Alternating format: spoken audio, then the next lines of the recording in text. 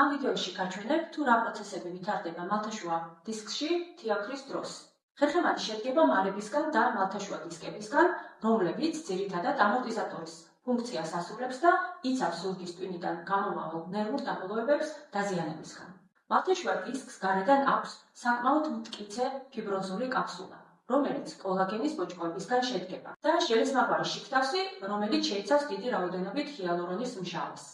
სხვადასხვა მიზეზების გამო, მაგალითად, გაუწყლოვანების, კოლაგენის და ჰიალურონის დეფიციტის, ასაკის, არაადეკვატური სიმძიმის აწევის ან ტრავმის შედეგად პირველ რიგში ზიანდება ფიბროზული რგოლი.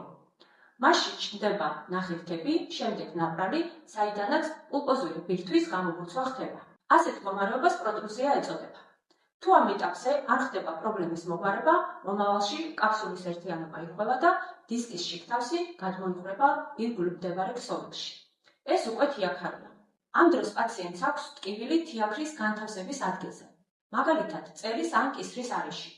თუ თიაქარი დიდი ზომისაა, ამ ჩივილებს ემატება ძლიერი გადაცემითი ტკივილი ზედა ან ქვედა კიდურში.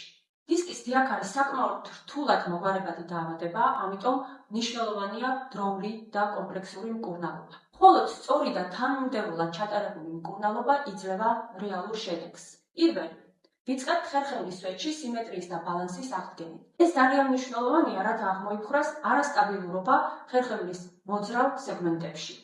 ეს მიიღწევა მხოლოდ ხერხემლის პირველი მალის ატლასის სწორ პოზიციაში დაბრუნებით. მეორე, ვიყენებთ თიაქრის სამკურნალო გელ-საფენს, რომელიც აპატავრებს ზონაში თიაქარს. მესამე, ასევე ვიყენებთ ლაზეროთერაპიის პროცედურებს ვაკუუმ მასაჟთან ერთად, რაც აუმჯობესებს სისხლის მიმოქცევას და ხსნის ანთებით პროცესს თიაქრის ირგვლივ ქსოვილში.